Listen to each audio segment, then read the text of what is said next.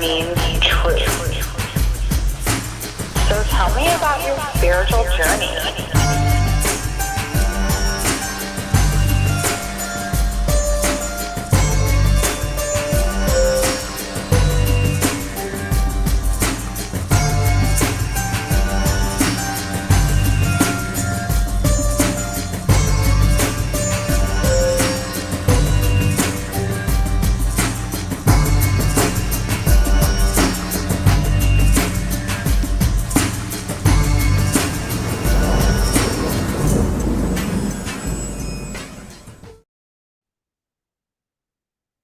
Hey everybody, welcome to Tattva Tuesday. This is The Conduit with Lindsay Warwick on Spotify, Apple, and YouTube.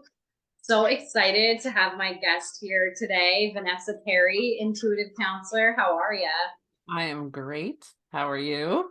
I am great, and I'm so glad that we're connecting today, and I love your hair. Thank you.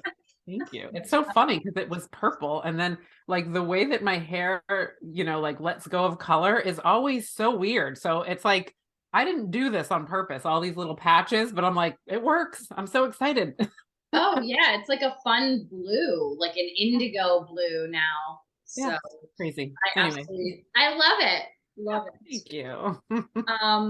So I've had you in mind for the podcast for a while because you offer some you offer a free offering in the Goddess Collective, which is something one of our dear friends locally has created. That's, I think, spread maybe, is it nationally or is it beyond that now? It's probably globally, I would imagine. I mean, I think we just hit 4,000 in the group, which is crazy. Yes. So yeah, it's Yeah, definitely nationally for sure. super exciting. But I've seen some of your offerings in there, and I've also had the pleasure to work with you personally and just started to get to know you. And I think that you have a lot to share and a lot to offer. So I thought that you would be a perfect guest for the Tattva Tuesday podcast. So this podcast talks about Tattva, which is Sanskrit word for truth. And we usually start with sharing about our personal spiritual journey. So if you want to start from wherever, that would Okay. be awesome. Love to hear Awesome. about it. Okay. Well, I am super glad to be here. And it's funny because it is a long time coming. I feel like it was like over a year ago that we first like kind of discussed, and then it didn't happen. And I always believe it happens when it's time to happen. So, and I went through a whole like other level of everything in the last year. So it was like, this is actually a really good time for me to be doing it when I look back at that maybe not being the best time. So my spiritual journey, oh boy, it's like all over the place.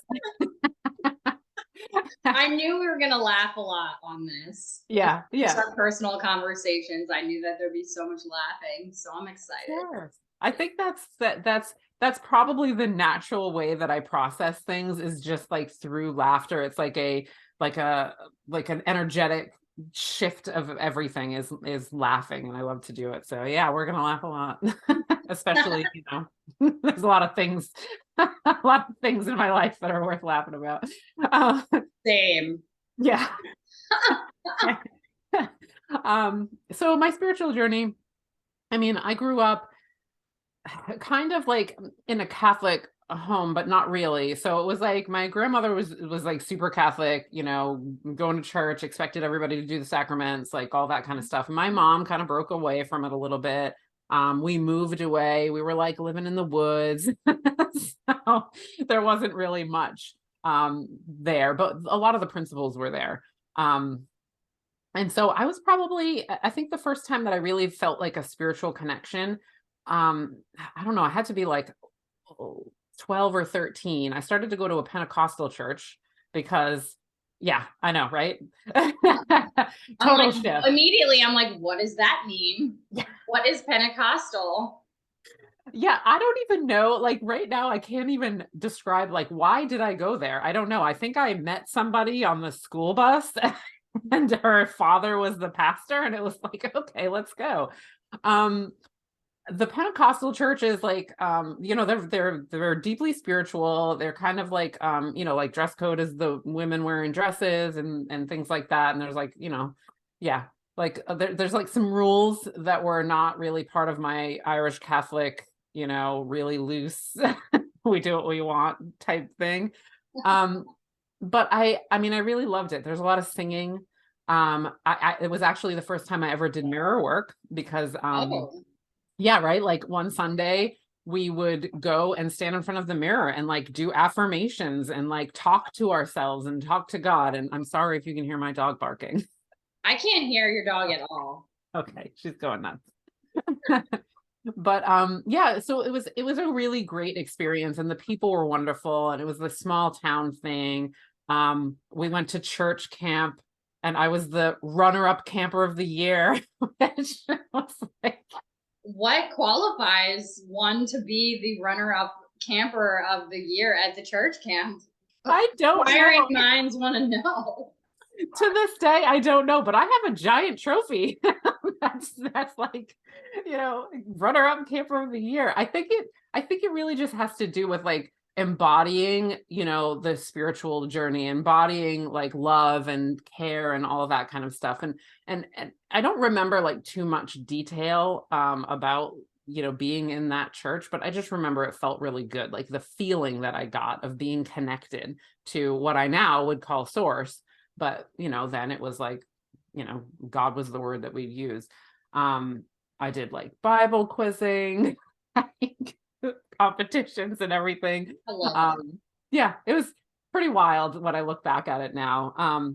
Was then it I lost. called Young Life by any chance? It wasn't. It was.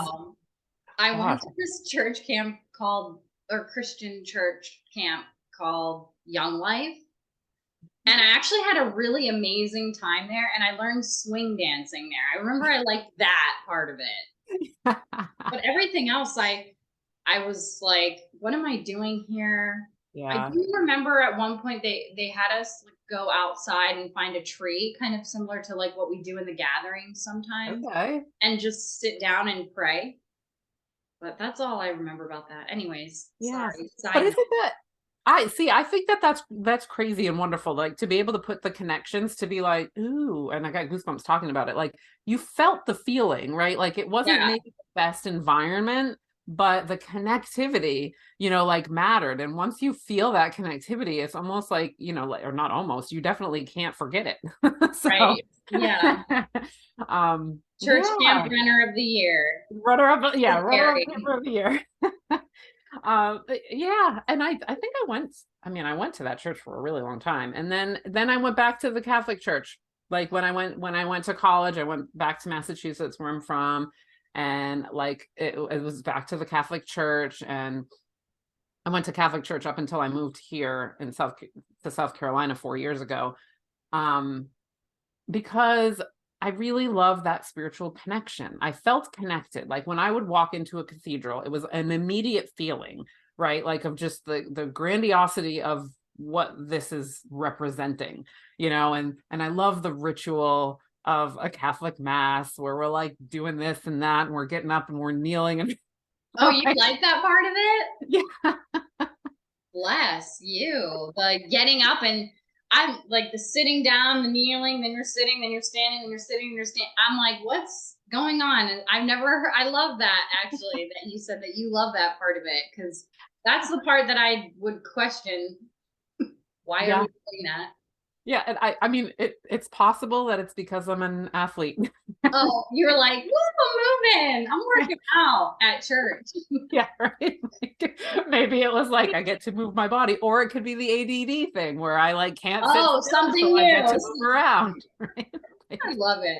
Okay. Right. Okay. But I mean, I just really loved the ritual of it. And I will tell you, most of the times during the sermon, I would kind of check out because there was a lot of things I didn't believe in. It was like, I would just, oh, so this is what we're talking about today. All right, I'm just gonna Yeah. bypass a lot of the things that you're saying. But I loved the feeling of connectivity, like the feeling of like being in a group, the collective energy, all of that. And but the thing about it being that I did all of this for all these years and I had so many questions. so many Yeah. questions about like the Bible and about a lot of the people that I met that were like truly judgmental. And it was like, I don't know, man. I don't think that Jesus wants this. I think if he showed up today, he'd be pretty disappointed, like in the way that we're doing Yeah. this.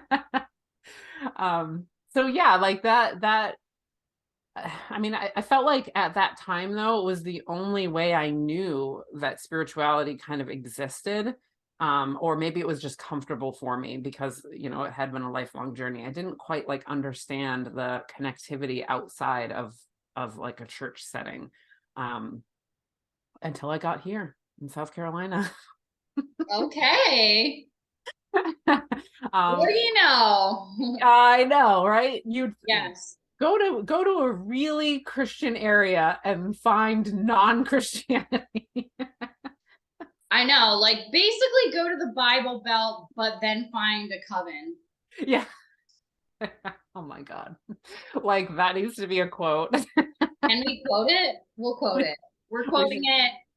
Go to the Bible yeah, Belt let's and quote find it a for coven. sure because it is exactly how it feels. I don't have anything to write anything with right now, but let's not ever forget that.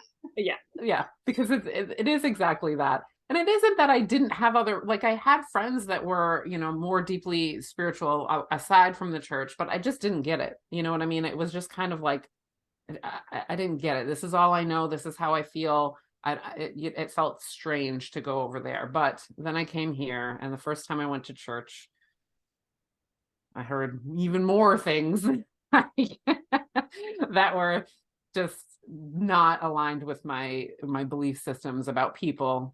And I said, all right, you're gonna have to find something else because you know, you love the connectivity, you love the feeling of being connected. And Wayne Dyer, I love Wayne Dyer so much. Wayne Dyer. I turned to him again. I mean, I loved him anyway, but I turned to him again and I said, well, what does he believe in? Right? Like,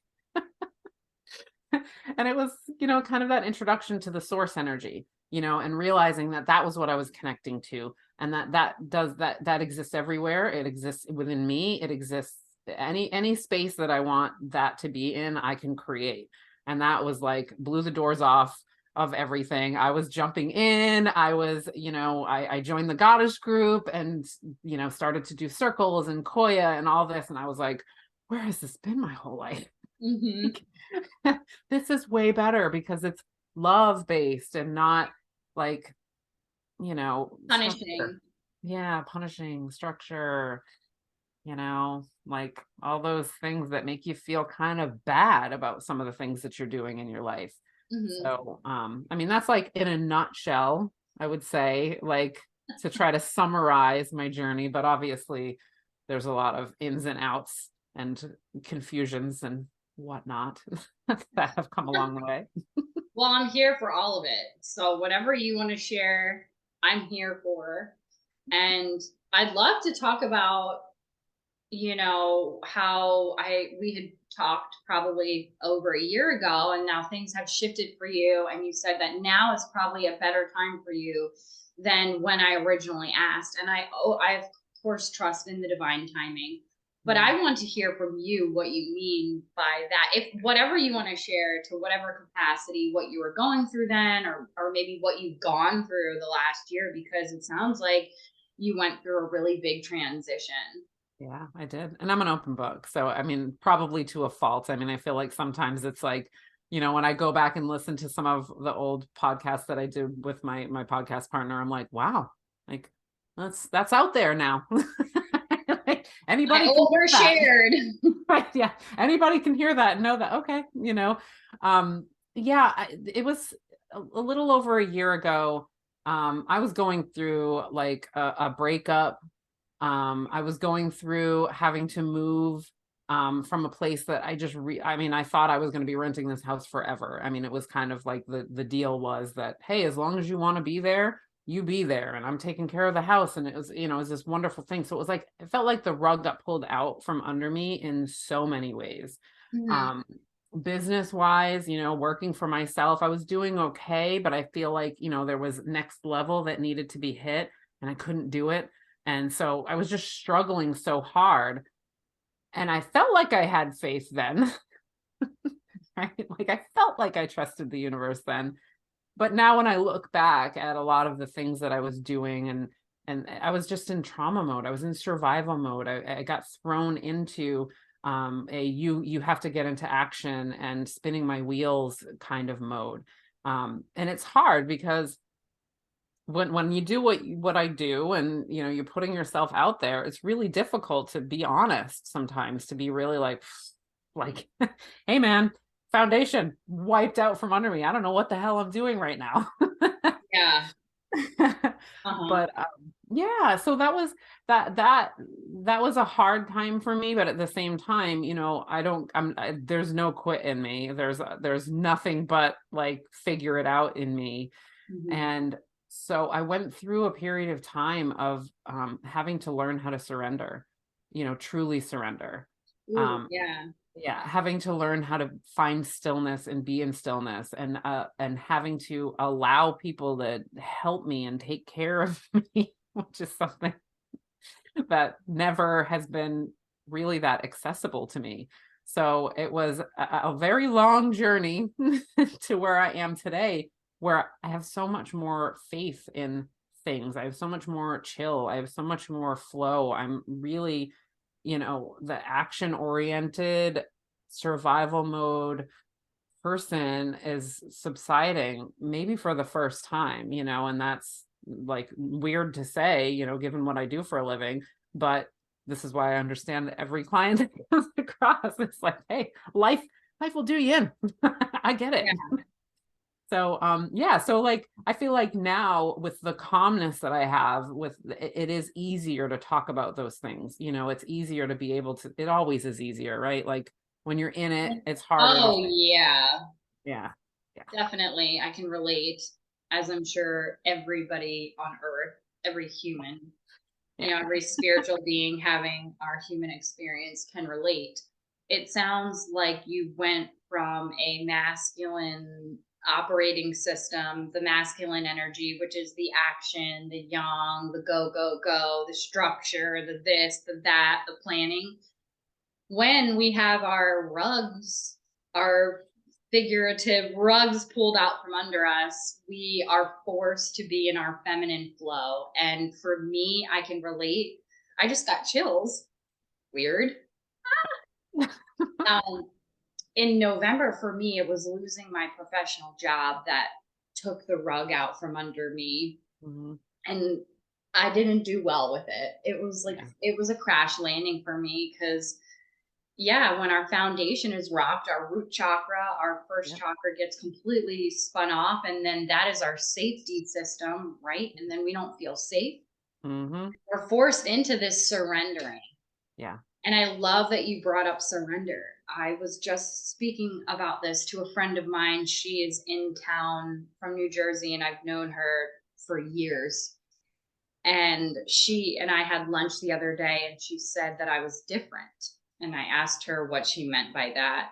And she said, "You're calm."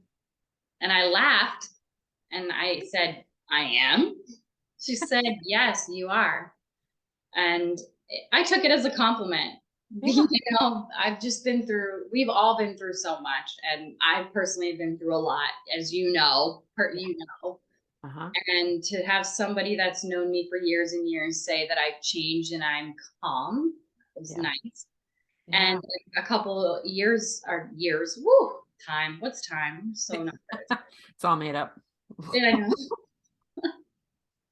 I had another friend visiting from Jersey about a month ago, and she said the same exact thing. She said, Mm. "You're really different." I said, "Am I?" I hadn't seen her in probably 4 years. Oh And my she said, God. "Yes, you're calm." And it was crazy because it's in the middle of all this chaos that I'm navigating through and this pain that I'm navigating through. And I think the reason for my calmness is an aspect of surrender. Yeah. Surrendering now to, as you know, I'm on a sober journey right now, and I've surrendered to that fact and surrendered to the way things have happened. Yeah.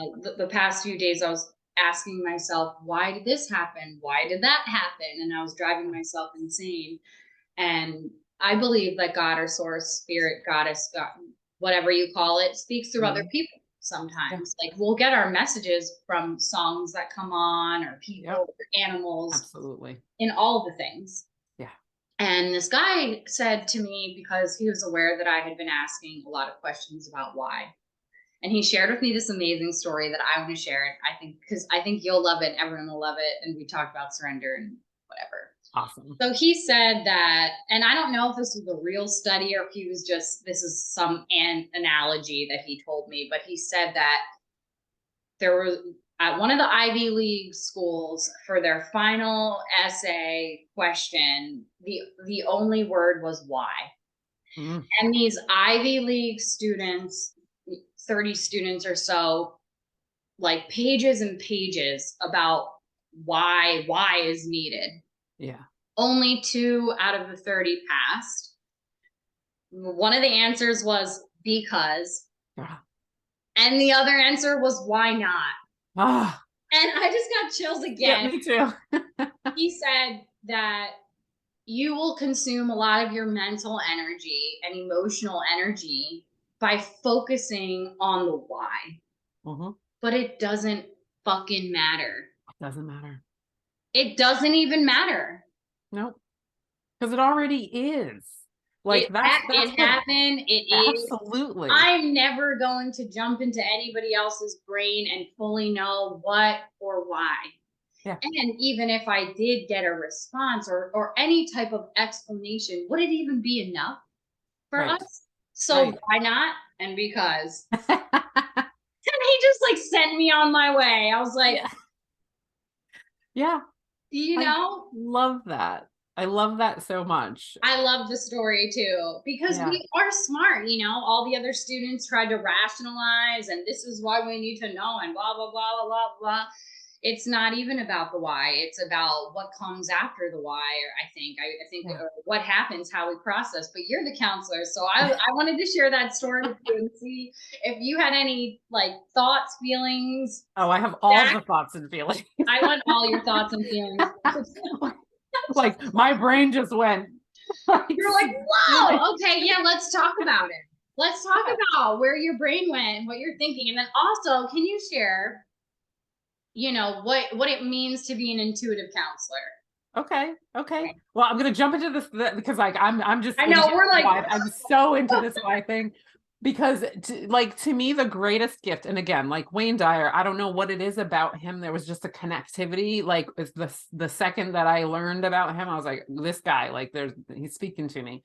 His like presentation of radical acceptance changed my entire life. Let's talk about it. Yes. And it's part of the surrender and it's part of the why. It's like, who cares? It happened, you know, like the things that happened, you know, you have to just accept the existence of that and then just decide what you're going to do going forward, because that's the only thing that you have influence on. You don't have influence by staying in that space. You just stay in that space. That's just how it goes. So if you make yourself crazy with the whys when you can't possibly understand why, sometimes we don't even understand ourselves. So the idea that we can understand somebody else is like, they probably don't even know why. They don't even know why. Exactly. And when I have a lot of times this comes up with breakups, right? Like, I mean, and I've done it too, you know, like, why would you do that? And it's always this personal, you know, feeling of like, why would you do that to me? Right? Like all of this personalization of it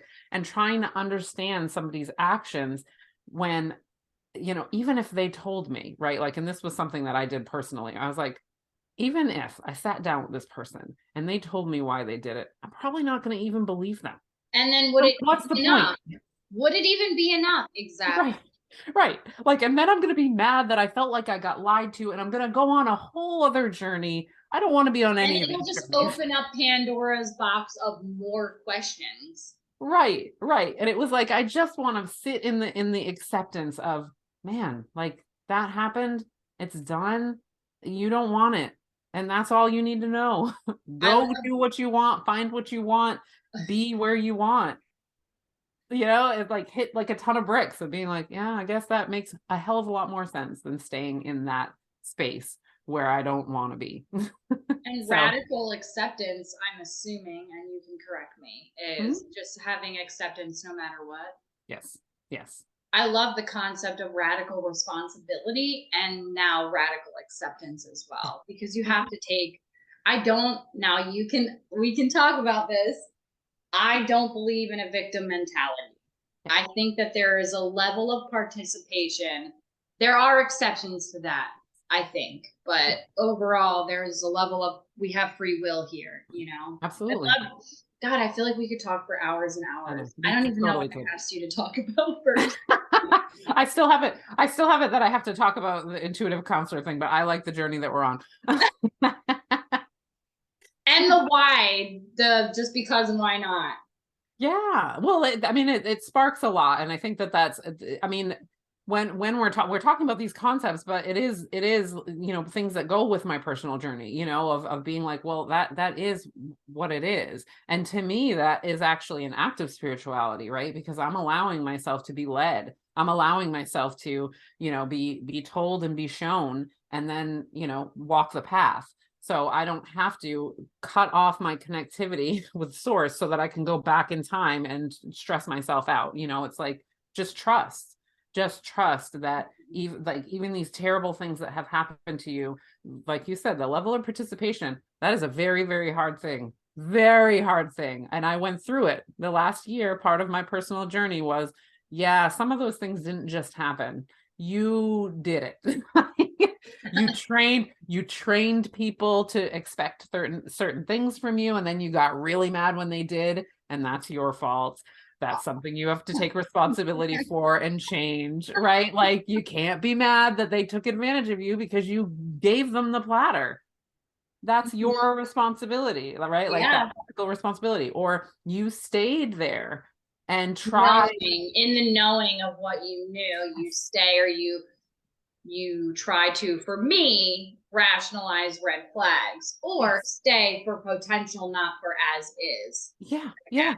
Right. Or, like, or ignoring your intuition when you 100% know, like, something's off, like, meh, maybe not. Like, no, something's off. You've got to listen, business wise, trying to chase what, like, a business coach is telling me to do instead of turning inward and saying, what do you want to do?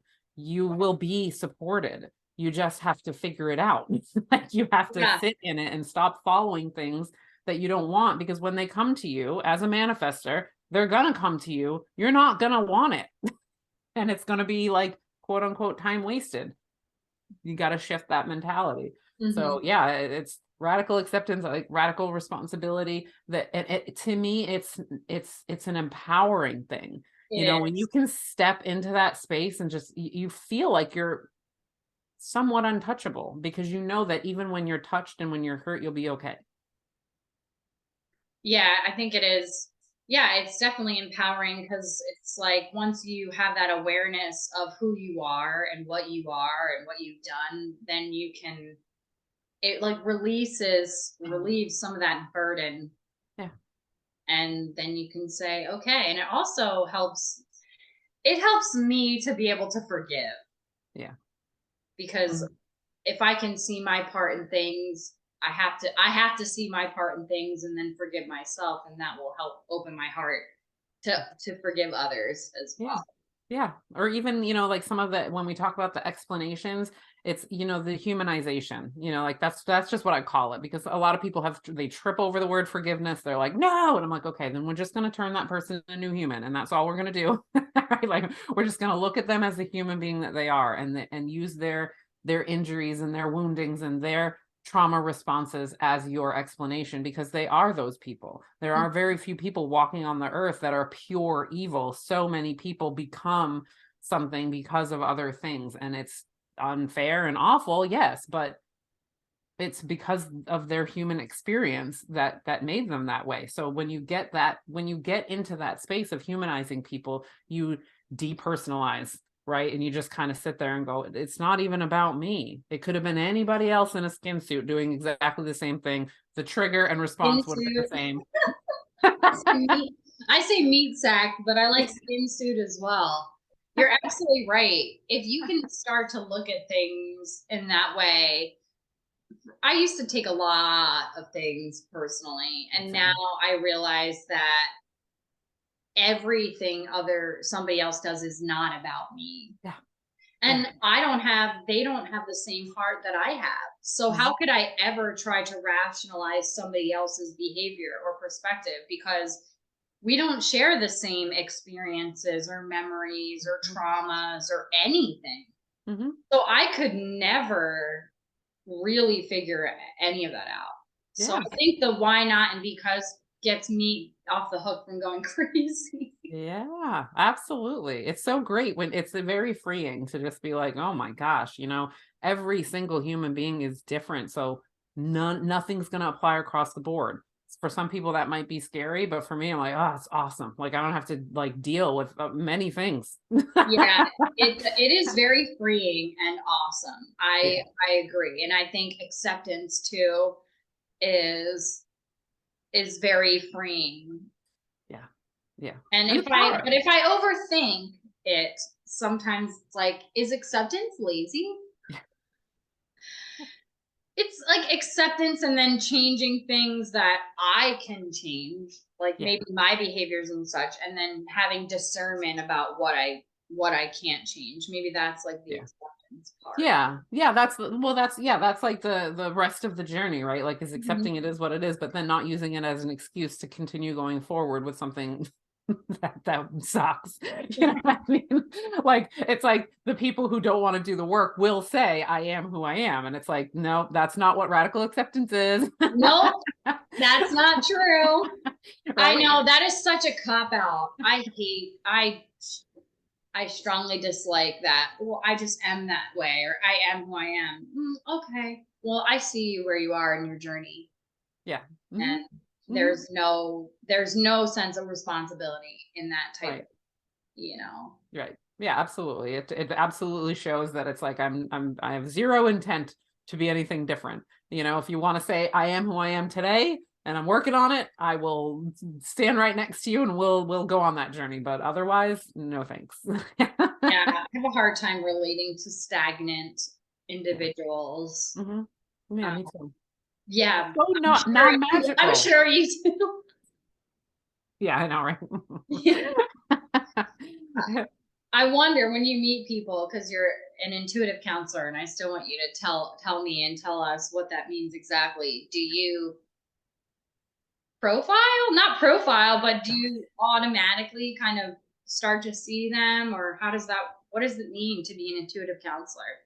Okay, so I will tell you. So intuitive counselor, and I took a long time to figure this out because I mean I've been on the therapist journey since I was a peer counselor in high school.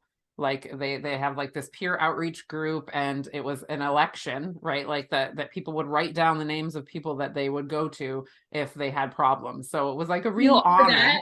Yeah, like it was a real honor to be like one of the 12 people in the school. And so I took it seriously, but I loved it. Like we would go away and we would do like trainings to be better peer counselors. And we were the kind of people that if somebody's having a rough time, we could get pulled out of class and we could sit and talk with them for a little while. It was like a really great thing. So I've been on that journey for a long, long time.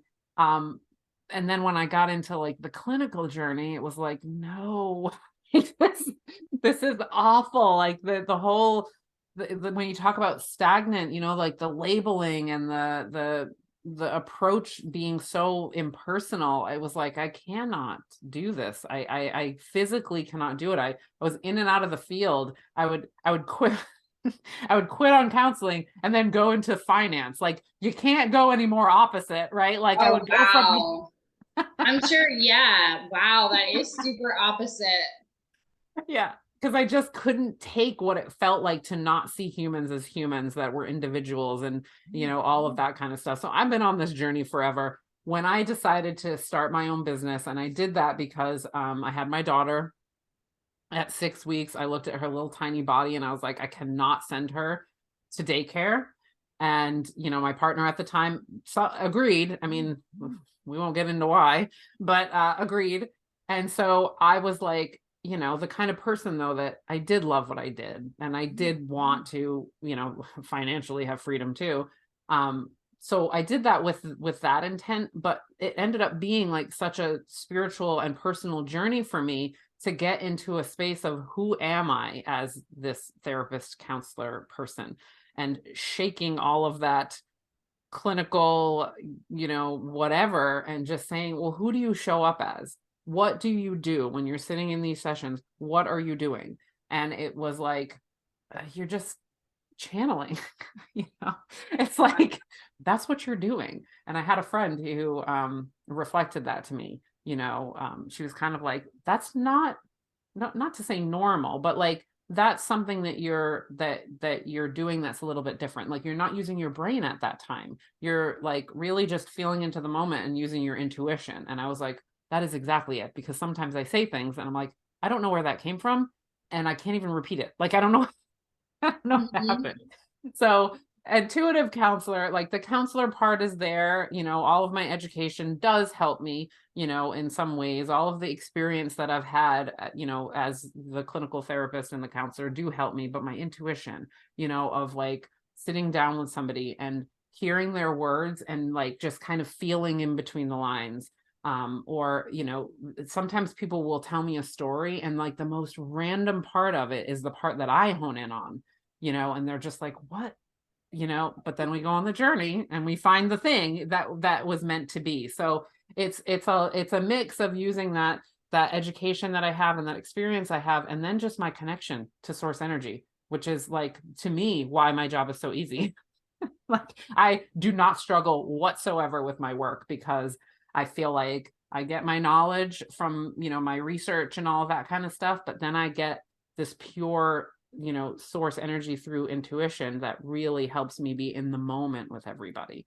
So there's that, but I do not evaluate people. My whole life, people have said that. Are you psychoanalyzing me? And I'm like, I literally don't want to hear that word. Like I don't Sorry. even do that. Like I have none of my clients have a diagnosis because I hate the DSM. I think it's the most terrible book ever because it just ruined everybody's life, having a label that just feels heavy. I don't, because I'm so curious and understanding that each person is so different that I'm just in like curiosity mode. When I meet somebody, I can't conceptualize them because I don't know them. It's Mhm. like I just want to know everything, but I want to know everything. Like Uh-huh.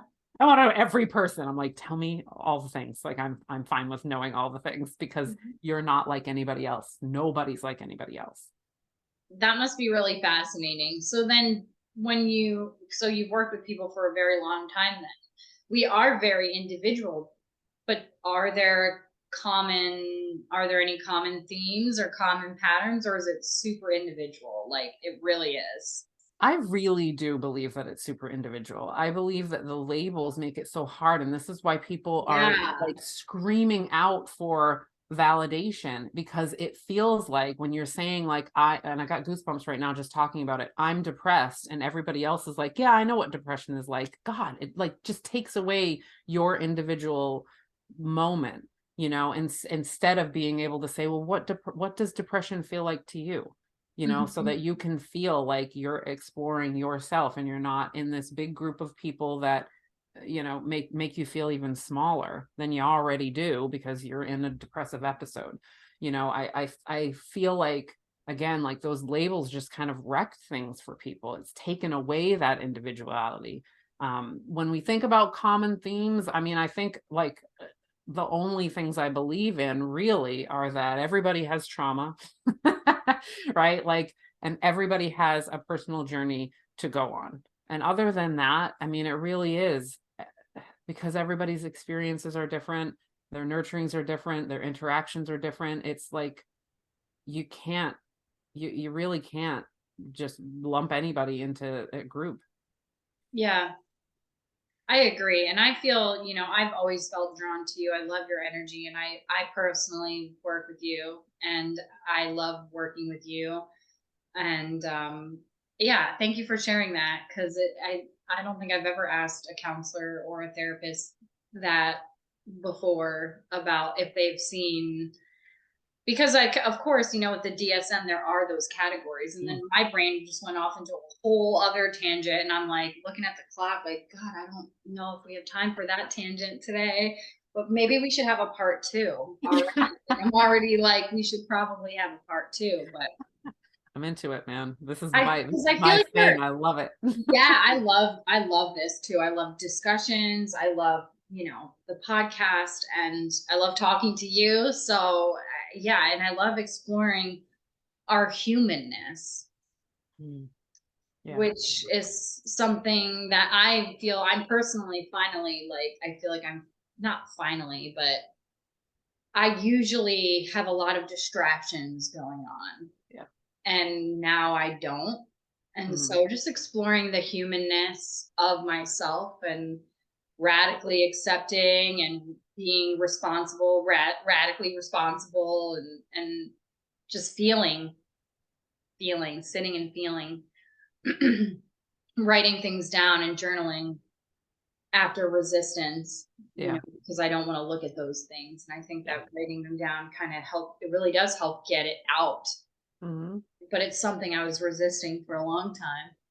Yeah. Well, there's a level of responsibility with it. And it's funny that you're saying it. So, and like, this is the thing about like, I mean, everybody has intuition, and, like it sometimes is very sneaky, but you saying that is like, that was literally me last night. Like I started to have like these feelings and I was like, no, like I You're definitely, like, I don't have time no, for this. Right. I know, I say that too. I don't have time to feel those things. Right.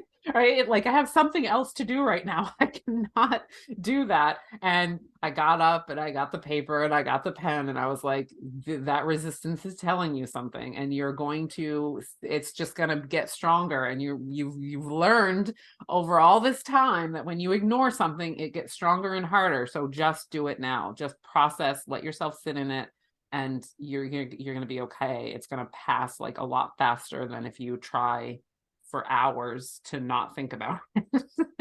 Yeah, exactly. I feel like, the trauma I experienced this year, I didn't have time to feel really. I had to make a decision, and then I had to follow through, and then I had to go back to work right away, and I had to clean up my life basically, and I didn't have time to process. So when I do feel, it's waterworks, Yeah. full body shaking, releasing, Mm-hmm.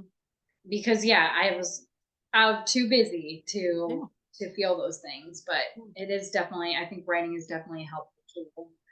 But I wanted to ask you, because I don't know, this keeps coming through for me to ask you, because I know you said that you went through a lot this year. Like, what would you say, like where are you at now? Like, what's going on with you now? And what would you say is like what was your biggest takeaway this year? Like, what was your lesson, I guess, because it feels to me that I view life like a video game Yeah. in a way. I love that. You have to go through things, Yeah. and you keep trying, you keep trying, you keep trying, and then you eventually beat the level, you go to the next level. Yeah. Yep. So it feels to me that you really jumped a level of ascension. I did. Oh yeah, I really just want to hear more about that, or like just what's your biggest takeaway, and like what's going on now? Like, is it super like polar opposite of what was going on? So, yeah. It's because it's very, you seem so bright in it. So I love those stories of resilience and just growth and ascension. Yeah, yeah. I mean, definitely the level, and it's weird because I think that most of the time when we level up, we don't like understand that we've leveled up, right? Like, because it doesn't feel like we're on some sort of, you know what I mean? It's just life. We're just Yeah. living this way now. It's like, this is how I'm doing things today. So I guess that's what I'm doing. The biggest takeaway, and when you started talking, I got goosebumps, and I did get a little teary-eyed because I know the biggest takeaway. And it's something that I've shared. I shared it, I think, in the last live that I did in the Goddess group, or maybe the one before that, was like a realization that for as long as I can remember, and when I say as long as I can remember, I mean childhood too, I have lived in a survival mode. I have never thrived. I have succeeded you know, like I have done things, you know, I have a master's degree. It was hard and I almost quit a million times, but I did it. You know, like I've lived on my own. I've moved a lot. Like I've done a lot of things. But when I looked back at them, like after all of this breakdown and rebuild thing, I was like, all of those things came from survival mode. You know, like they weren't inspired actions, they were panic actions or Mhm. desperation actions. You know, they were like, I have to figure this out or else actions. And that was like flooring for me because it's hard when you are like an overachiever and like I love being a winner, you know, like I'm really excited about that trophy for runner-up camper of the year that I have no idea how I got, but I'm like, look at this big Amazing. I trophy. wish you had it like an Oscar right now. Like I want to see it. It's in my storage, which I'm going to later today. Well, someday I will see it. Yeah, someday it will come out.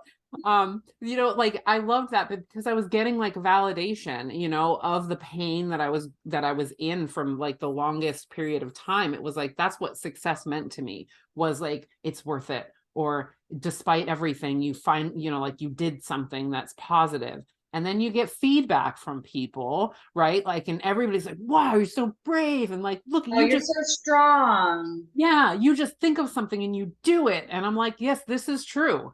But I'm not just thinking, these are not dreams. These are freak out like plans that I just drive through with my hard head and like make happen.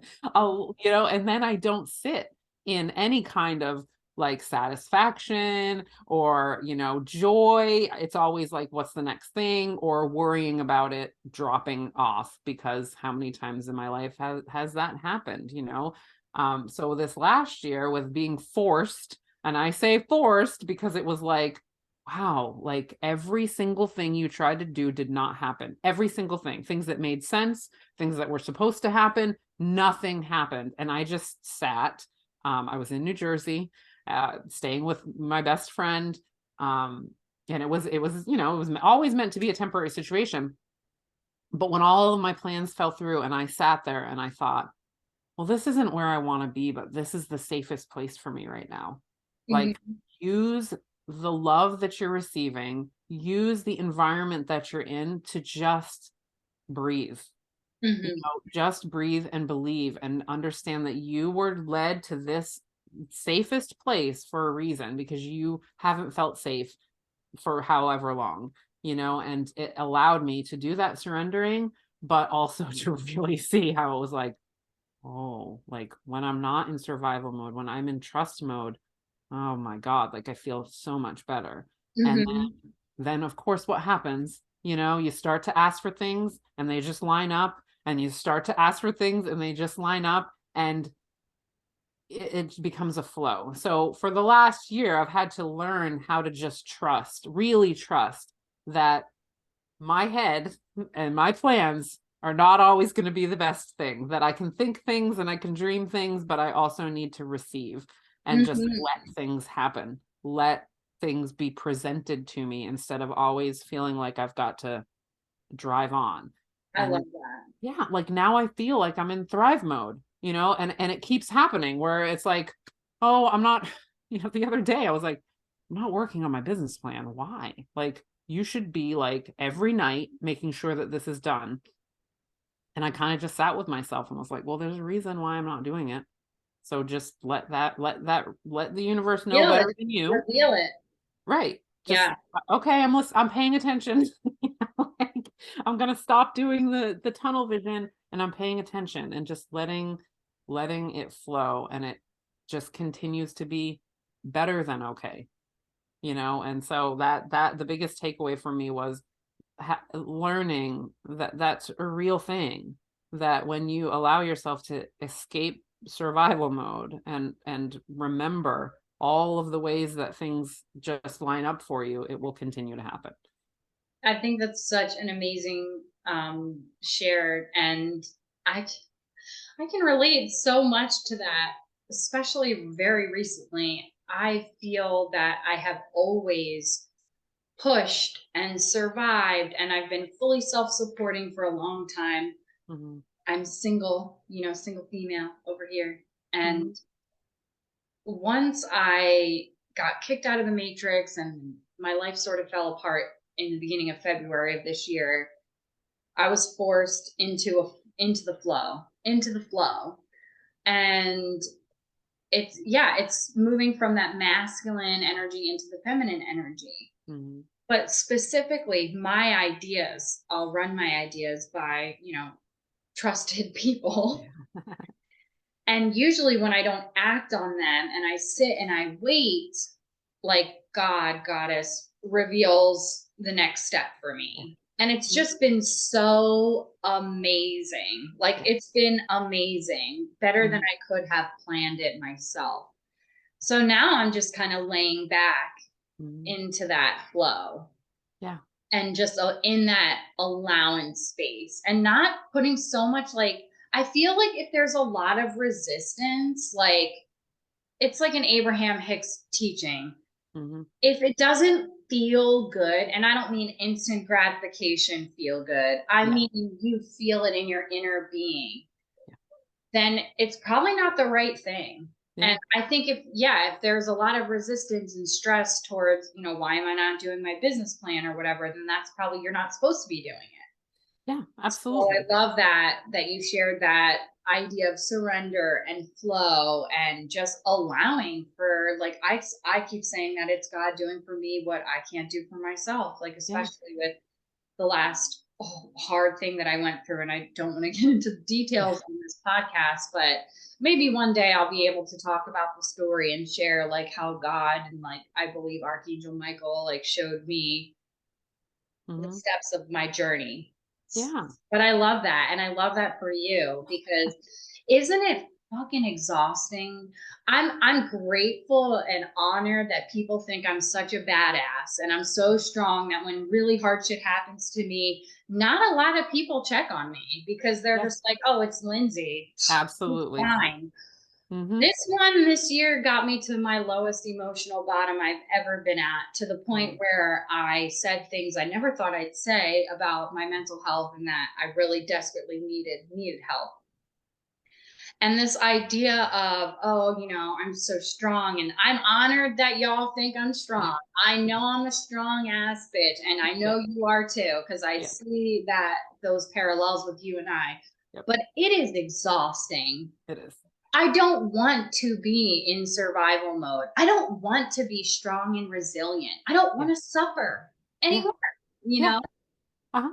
So Yeah. it's Exactly. nice to be in the flow and be in the feminine and sit back and be soft and cry and receive, which is also hard for me to receive Yes. and ask for help. Yeah.